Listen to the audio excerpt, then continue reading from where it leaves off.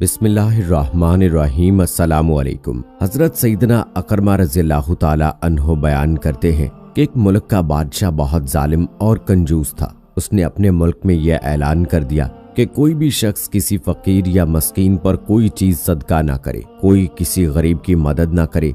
अगर किसी ने ऐसा किया तो मैं उसका हाथ काट दूंगा। यह खबर सुनकर लोगों में सनसनी मच गई।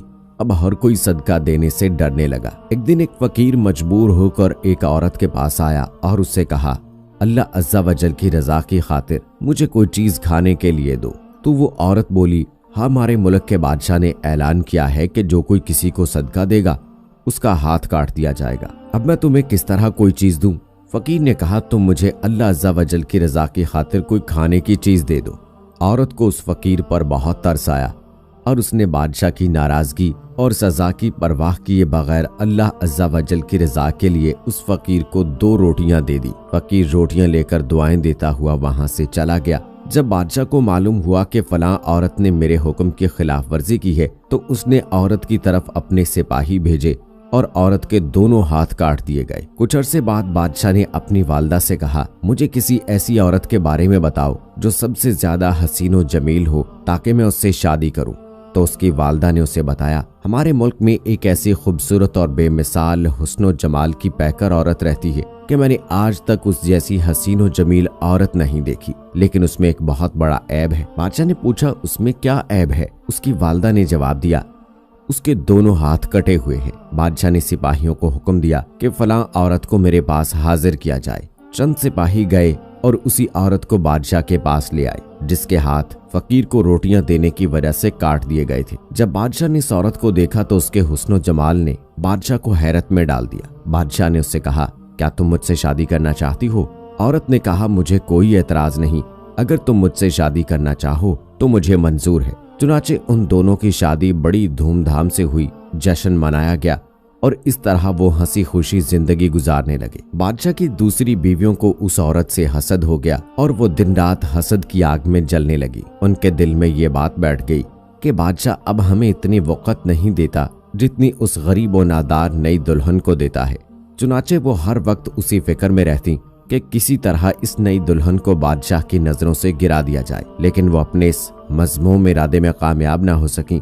फिर अचानक बादशाह किसी महाज पर रवाना हो गया और वहां उसे काफी दुश्मनों से लड़ना पड़ा। बादशाह की बीवियों को ये बहुत अच्छा मौका मिल गया। उन्होंने बादशाह को खत लिखा कि तुम्हारे पीछे से तुम्हारी नई दुल्हन ने तुम्हारी इज्जत को दागदार कर दिया है और वो बदकारा हो गई है और इस बदकारी के नतीजे में उसके यहाँ बच्चा भी पैदा हुआ है। जब बादशाह को यह खत मिला तो वो आग बगूला हो गया। उसने फौरन अपने कासिद को ये पैगाम देकर अपनी वालदा के पास भेजा कि उस बदकारा औरत को उसके बच्चे समेत मेरे मुल्क से निकाल दो। उसके गले में कपड़ा बांधकर बच्चा उसमें डाल दो और उन्हें किसी जंगल में छोड़ दो। जब उसकी वालदा को ये पैगाम मिला तो उसने ऐसा ही किया और उसके गले में कपड़ा डालकर बच्चा उसमें डाल दिया। फिर उसे मुल्क से दूर एक जंगल में छोड़ दिया गया। अब वो बेचारी तन्हा जंगल में रह गई, लेकिन उसे अपने रब अज़्ज़ा वजल से किसी किस्म का कोई शिकवा न था। वो तो उसकी रजा पर राजी थी।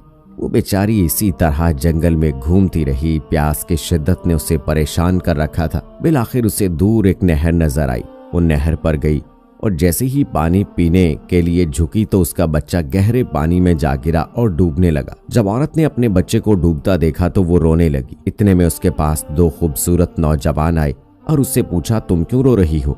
उसने कहा, मैं पानी पीने के लिए झुकी तो मेरा बेटा इस नहर में गिरकर डूब गया। मैं उसी के गम में रो रही हूँ। उन खूबसूरत नौजवानों ने पूछा, क्या तू चाहती है कि हम तेरे बच्चे को निकाल लाएं?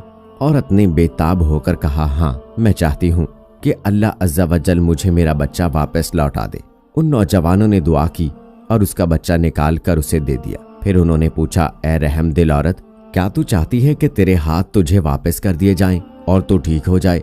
उसने कहा, हाँ, मैं चाहती हूँ। चुनाचे उन दोनों नौजवानों ने दुआ की और उसके दोनों हाथ बिल्कुल ठीक हो गए। औरत ने अल्लाह अज़्ज़ा वजल का शुक्र अदा किया और हैरान कुन नजरों से उन नौजवानों को देखने लगी जिनकी बरकत से उसे डूबा हुआ बच्चा भी मिल गया और उसके हाथ भी उसे लौटा दिए गए। फिर उन नौजवानों ने पूछा, ए अजीम औरत, क्या तू जानती है कि हम कौन हैं? औरत ने कहा, मैं आपको नहीं पहचानती। औरत का ये जवाब सुनकर उन्होंने कहा, हम तेरी वही 2 रोटियां हैं जो तूने एक मजबूर साइल को दी थी। अल्लाह अज़्ज़ा वजल की उन पर रहमत हो और उनके सदके हमारे मगफिरत हो, आमीन। दोस्तों, सुबहान अल्लाह अज़्ज़ा वजल इस हक़ायत में हमारे लिए कैसी कैसी नसीहतें हैं कि अल्लाह अज़्ज़ा वजल की रज़ा की खातिर जो नेक अमल किया जाता है वो कभी रायगा नहीं जाता। आखिरत में तो इसका अजर मिलता ही है, लेकिन दुनिया में भी इसके समरात जाहिर होते हैं।